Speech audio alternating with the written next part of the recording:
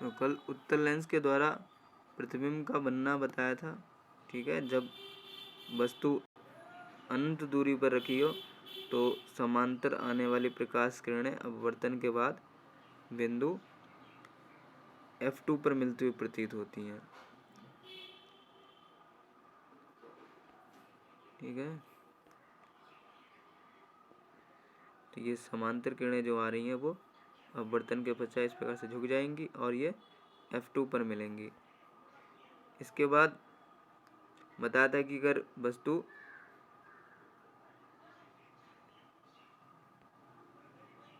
F2 से दूर हो, F2 से दूर हो ये वस्तु, तो ये एक तो समांतर चली जाएगी, ठीक है, और दूसरी उसके प्रकाशिक केंद्र से होती हुई जाएगी।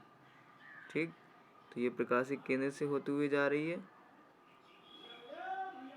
ये वाली किरण प्रकाशिक केंद्र से होती हुई जा रही है ये वाली, और ये समांतर वाली अपवर्तन के पश्चात ये इसके मुख्य फोकस से गुजर रही है, मुख्य फोकस से गुजर रही है, और ये दोनों A डैश पे काटती है, इससे हम इस पे अविलंब डालेंगे B डैश, तो ये इसका हमें प्रतिबिंब मिल जाएगा जो कि F2 और 2F2 के बीच में होगा।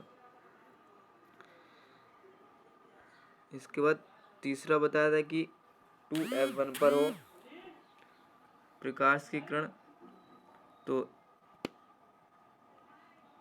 एक समांतर जाएगी ये वाली, और ये एक प्रकाशिक केंद्र से जाएगी, तो ये यहाँ से गुजरेगी F2 से गुजरेगी और ये सीधी निकल जाएगी और A डैश पे काटेगी, इससे इस पे अविलंब डाल देंगे। ठीक है, अविलंब डाल देंगे यहाँ पे, तो हमें इसका ये प्रतिबिंब मिल जाएगा, ये A डैश B डैश, जो कि कैसा होगा, वस्तु के बराबर होगा। इसके बाद अब चौथा देखेंगे कि हम इस प्रकार से लेते हैं कि 2F2 और F1 के बीच में हो, तो क्या होगा, एक तो कैसी जाएगी, समांतर जाएगी जो कि F2 से गुजर जाएगी, और एक प्रकाश की किरण प्रकाशिक केंद्र से जाएगी और सीधे निकल जाएगी, तो बहुत आगे जाके मिलेंगी, लगभग अनंत पे मिलेंगे जाके। ठीक है, और इनका प्रतिबिंब जो बनेगा वो बहुत बड़ा बनेगा। इसके बाद अगर F1 पर हो तो एक प्रकाशिक केंद्र सीधे निकल जाएगी और एक समांतर जाने वाली किरण इसके मुख्य फोकस F2 से गुजरेगी, तो इसका प्रतिबिंब जो बनेगा वो बहुत बड़ा बनेगा।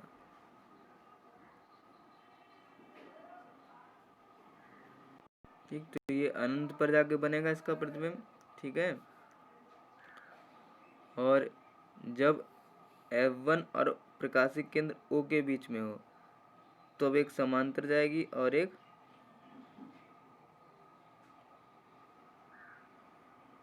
किरण समांतर जाएगी ये वाली, और ये वाली इसके प्रकाशिक केंद्र से निकलेगी। ठीक है, तो प्रतिबिंब जो होगा, किरणें आगे जाके मिलेंगी नहीं, लेकिन जब इनको पीछे के लिए बढ़ाएंगे हम ऐसे करके, पीछे के लिए बढ़ाने से ये हमें किसी बिंदु पे मिलेंगी, उस बिंदु से इस पे विलंब डालेंगे तो A डैश B डैश हमें सीधा आभासी प्रतिबिंब प्राप्त होगा।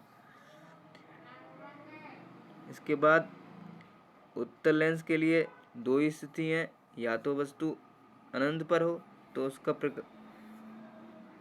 अपवर्तन के पश्चात जब इन किरणों को पीछे बढ़ाएंगे तो वो F1 पर मिलती हुई प्रतीत होंगी, और दूसरा जो है F1 और अनंत और प्रकाशिक केंद्र के बीच में हो, तो वस्तु जब यहाँ पे रखी होगी तो एक तो समांतर जाएगी,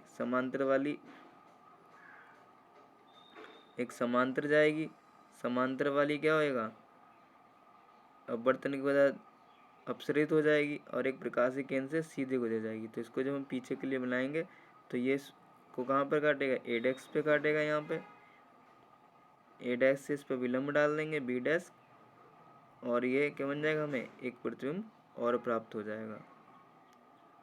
इस प्रकार से हम किसी भी लेंस के द्वारा जो किरण आरेख मिलते हैं उनको हम इनके द्वारा हम बनाकर दर्शा सकते हैं। इसके बाद है गोलीय लेंस के चिन्ह परिपाटी।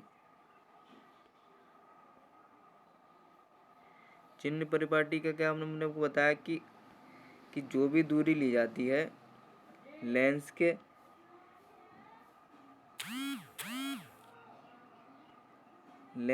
इस साइड में जो ली जाती है वो नेगेटिव ली जाती है, ठीक है। यानी कि प्रकाशिक केंद्र के इधर के लिए जो भी दूरी लेंगे वो कैसी लेंगे, नेगेटिव, और प्रकाशिक केंद्र के लेफ्ट के लिए जो भी दूरी लेंगे वो कैसी लेंगे, सॉरी राइट के लिए जो लेंगे पॉजिटिव, और इधर के लिए निगेटिव, ठीक है। और ऊपर के लिए पॉजिटिव हो जाएगा और नीचे के लिए निगेटिव, ठीक।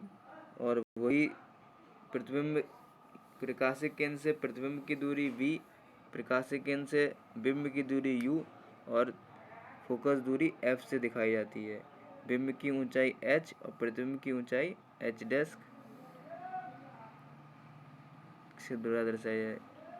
इसके बाद है लेंस का सूत्र, सबसे इम्पोर्टेंट है ये लेंस का सूत्र।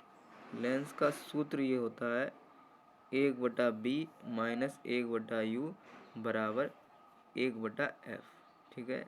UVF आप जानते हैं क्या होता है, ये होता है लेंस का सूत्र।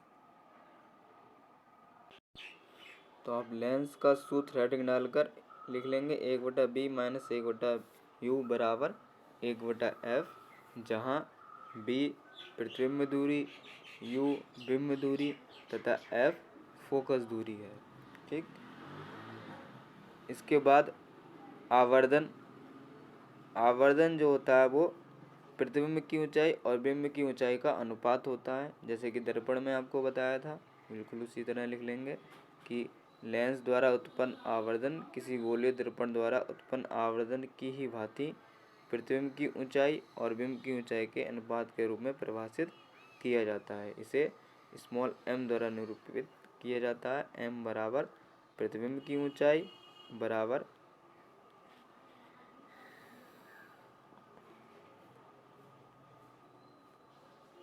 प्रतिबिंब की ऊंचाई बराबर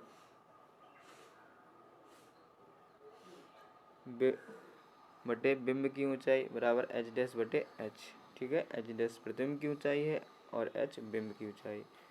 इसके बाद है आवर्धन m जो होता है वो h डैश बटे h को हम bu के भी रूप में व्यक्त कर सकते हैं, जिसे कहते हैं b/u, ठीक है। तो आवर्धन m बराबर क्या हो जाएगा, h डैश बटे h बराबर b/u।